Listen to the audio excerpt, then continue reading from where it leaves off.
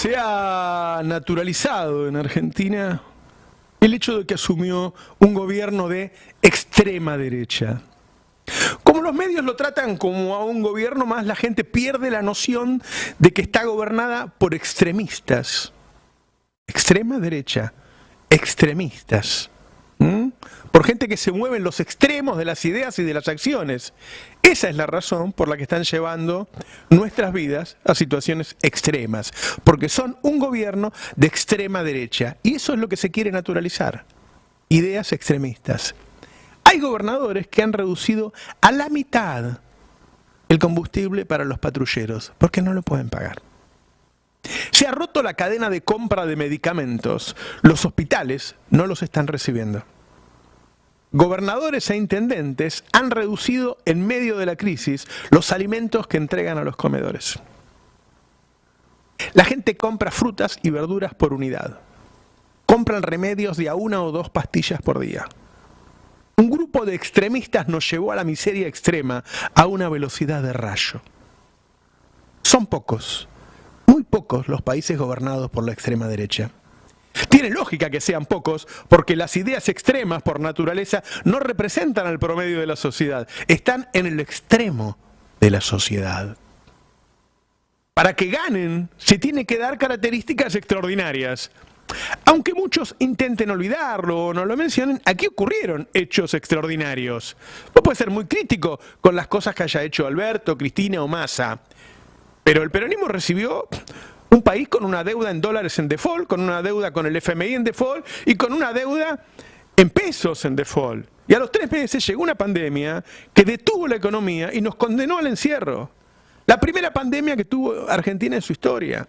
Luego hubo una guerra de consecuencias internacionales que subió el precio de la energía un 1000% y más tarde la sequía más grande en 110 años en Argentina. Repito, más allá de los errores de gestión, este fue el contexto en el que muchos votaron a la extrema derecha. Ocurrió un hecho extraordinario. ¿Qué es la extrema derecha? Históricamente, la izquierda representa los intereses de los trabajadores y la derecha la oligarquía. En la Revolución Francesa, a la derecha del recinto, se sentaba la nobleza. La extrema derecha directamente no tiene en cuenta los intereses de los trabajadores. La extrema derecha es un capitalismo sin reglas. Cuando Joseph Stiglitz dio su discurso de aceptación del Premio Nobel de Economía, dijo que existían 3 tipos de capitalismo en el mundo. El capitalismo renano, que rige en Alemania, algunos de esos países anglosajones, en donde hay reglas muy duras para dirigir el capitalismo y se cumplen esas reglas. Después dijo, hay un capitalismo salvaje, donde hay pocas reglas, como en Estados Unidos, pero las pocas que hay se cumplen. Y hay un capitalismo de pillaje, dijo Stiglitz, que es el que rige en Latinoamérica, con muy poquitas reglas, pero que además no se cumplen. Y uno se pregunta, ¿qué nombre ponerle a un plan económico cuyas normas fundamentales fueron escritas directamente por los estudios de abogados de las grandes empresas del país? Que se reparte como una banda de ladrones tras un robo el botín del fondo de los jubilados, las empresas públicas y otros activos. Hoy Argentina no está gobernada por la política que representa al pueblo, sino por las corporaciones. La extrema derecha de Milei eliminó reglas que existen en todo el mundo. Por ejemplo, ningún país permite importaciones ilimitadas. De hecho, existe la Organización Mundial de Comercio para lidiar con las disputas entre países que no dejan importar productos que no quiere que se importen. Tienen reglas de comercio. Acá, con Milei, ya no hay reglas de comercio. Tampoco las hay para la exportación. Se puede exportar lo que se quiere. Por lo tanto, no hay cupos para quedarnos con un poco de trigo que pueda comprar la gente con el salario argentino o un poco de carne. Otro ejemplo, en Argentina, Holanda y cada vez en más países se regulan los alquileres con el involucramiento del Estado. El Estado compra propiedades y las pone en alquiler para bajar el precio. Hasta ahí llegan a involucrar. No solo hay una ley de alquileres, el Estado se mete en el mercado. Bueno, acá ya no hay ley de alquileres. Todo eso está ocurriendo ante la mirada pasiva de los comunicadores más relevantes de los grandes medios de comunicación. Son los cómplices del saqueo. Son incapaces, aunque sea, de relatar que son medidas extremas de un gobierno extremista.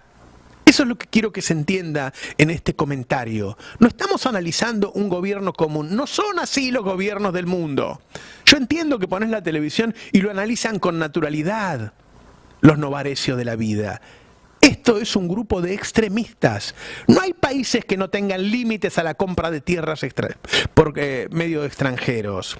No hay países que no tengan una Secretaría de Comercio Interior que regule, controle y penalice el abuso de posición dominante. La rentabilidad abusiva, los monopolios, todos los países lo controlan. En Francia, Inglaterra, Alemania, en San Francisco y otros estados norteamericanos, los supermercados tienen un tope de margen de ganancias. Las multas por abuso de posición dominante son de miles de millones de dólares o euros. No existe la libertad que impuso Milei. No existe. Milei habló a favor de los monopolios. En el mundo están penados por la ley los monopolios. No es un gobierno normal, es un gobierno extremo. En la mayoría de los países del mundo hay control de precios de los medicamentos y hay laboratorios estatales. A nadie se le ocurre dejar que la gente se muera por no poder comprar remedios. Este no es un gobierno común, es un gobierno de extremistas. Durante muchos años, uno de los grandes conflictos fue la ganancia del campo y el precio de la comida. Por eso fue la batalla por la 125. Un país que produce alimentos para 600 millones de personas, somos 50 y hay gente que no morfa. Eso se naturalizó. Bueno, ahora, con la libertad para exportar todo el petróleo, todo el gas, todo el litio, nos va a pasar lo mismo con todo el resto. Y son activos que son nuestros, que están bajo nuestro suelo, y de las próximas generaciones, y se los van a quedar 4 o 5 empresas, se lo van a llevar y nosotros pagamos acá, vamos a pagar acá, el gas y la electricidad, lo mismo que países que no tienen generación de gas. La electricidad, les aviso, que se genera en Argentina prácticamente toda con gas. Estamos pagando el combustible, lo mismo que países que no tienen petróleo. Y el petróleo, el gas, es de todos, es de las provincias, es de la gente que vive en esa provincia.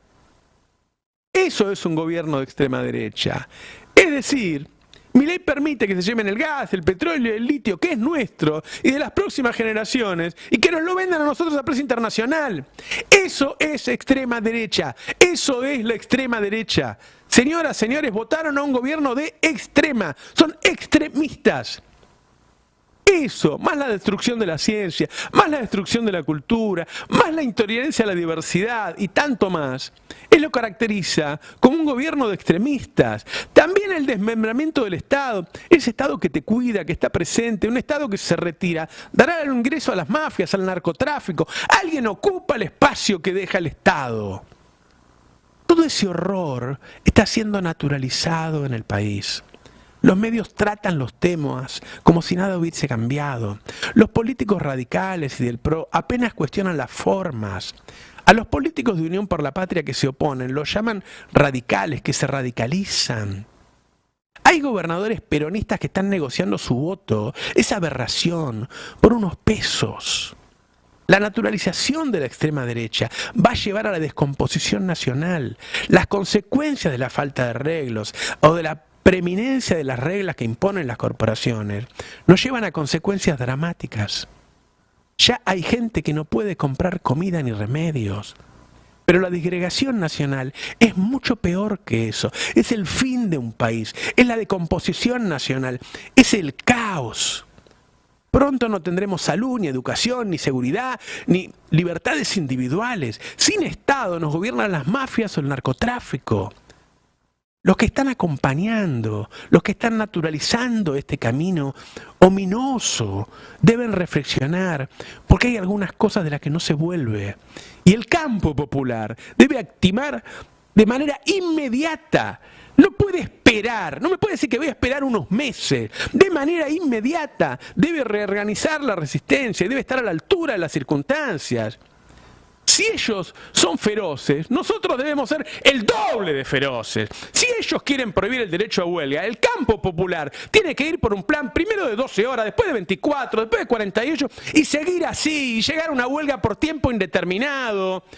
Para que entiendan que no vamos a aceptar convertirnos en esclavos que trabajamos por un pan duro. No hay que darse por vencidos, no hay que claudicar. Pronto la gente se dará cuenta del despojo. Hay que representar ese desamparo, esa necesidad desesperada y estar listos para ser los receptores de las nuevas esperanzas que se generen luego de la segura desilusión.